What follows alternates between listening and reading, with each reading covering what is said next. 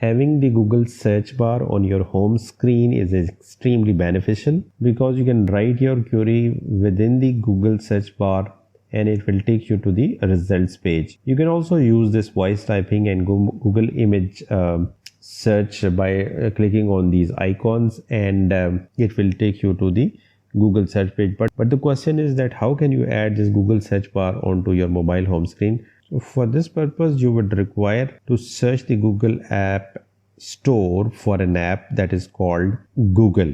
So this is from the Google, and the name of the app is also Google.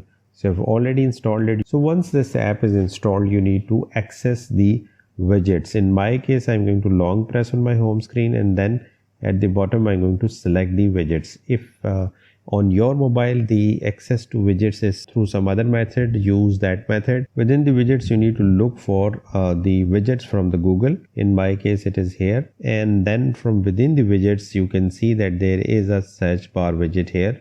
So if I just click on this, it will automatically add another Google search bar on my home screen. I can delete one of these. So you can long press the search bar and then you can move it up or down. You can also increase or decrease the size of the Google search bar, and if you want to remove this for any reason, you can just long press on this and then click on remove.